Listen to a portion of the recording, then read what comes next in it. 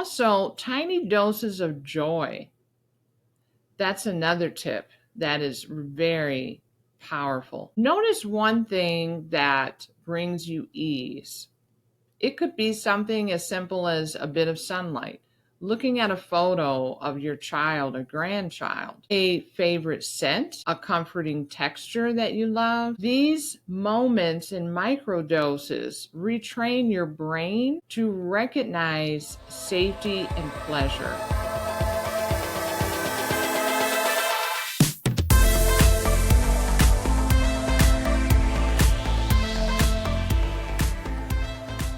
Welcome back to the Butterfly Event Podcast. I'm Heather Hewitt, naturopath, clinical nutritionist, and somatic trauma-informed coach.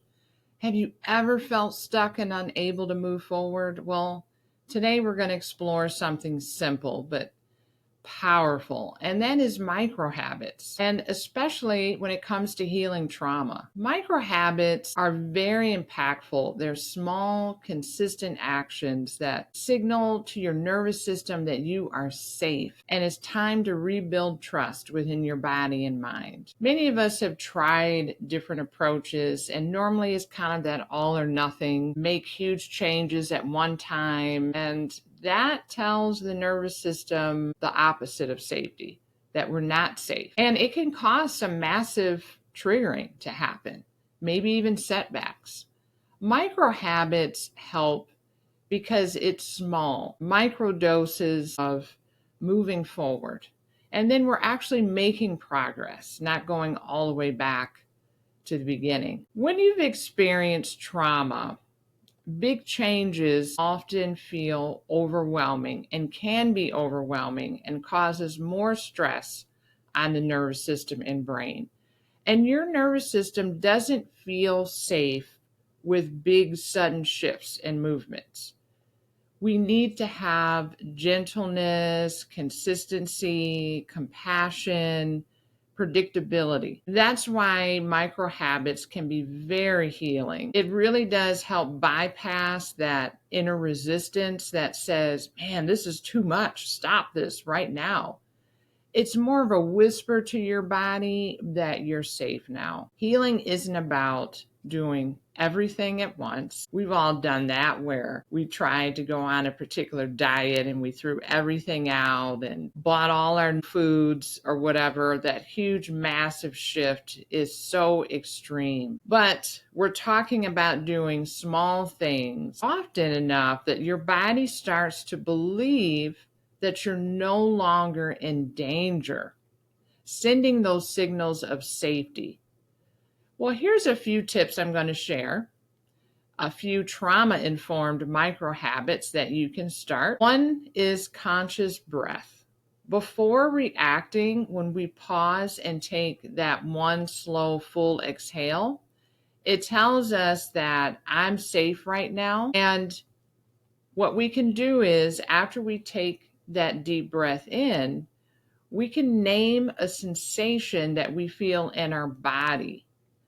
And once we name that, without having judgment, it's just an observation, such as, I feel warmth in my chest. I feel tightness in my shoulders. Just naming them really helps to anchor us into the present. The next thing is micro movement, such as rolling your shoulders, stretching your hands, and you can sway from side to side like this, or rock back to front, or forward to back. These types of small movements helps to release frozen energy. And just tiny doses such as this gives us that gentle, compassionate nudge to move forward. Also, tiny doses of joy.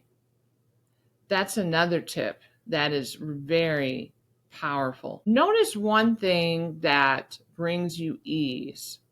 It could be something as simple as a bit of sunlight, looking at a photo of your child or grandchild, a favorite scent, a comforting texture that you love. These moments in microdoses retrain your brain to recognize safety and pleasure. It sends that signal that I am safe, I am okay. The next tip would be one sentence of compassion to yourself. Each morning say, I'm learning to feel safe in my own skin. Having these gentle words of compassion towards yourself will nudge you in the right direction. Micro habits aren't about perfection. It's not about all or nothing or these huge sweeping changes.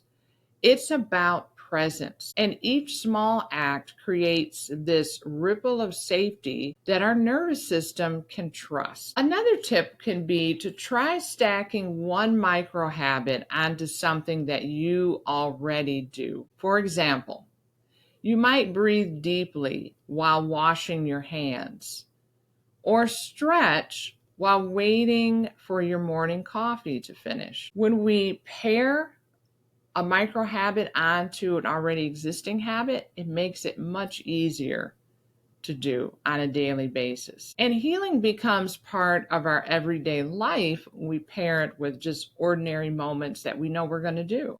And it doesn't feel like a stress when we do it that way. Also, it's important to remember that healing trauma doesn't come from grand sweeping gestures, as I mentioned earlier. It grows through small acts of self-kindness repeated with love.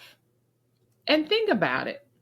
When you've made big changes in your life, normally, I know when I think back and look at some big changes that I made, normally it was those smaller, sustainable types of habits that helped me move forward. And it was supportive comments that were made from others that really did soften me and help me to get unstuck and move forward. You can be your best support system and advocate when you speak kindly and lovingly towards yourself. Well, thank you for joining me today. And if this episode resonated with you, please share it with someone, like, comment, and subscribe. And remember, just a gentle reminder that it's gentle, consistent care that truly transforms your life, and gentle, safe care to your nervous system. Thank you, and until next time.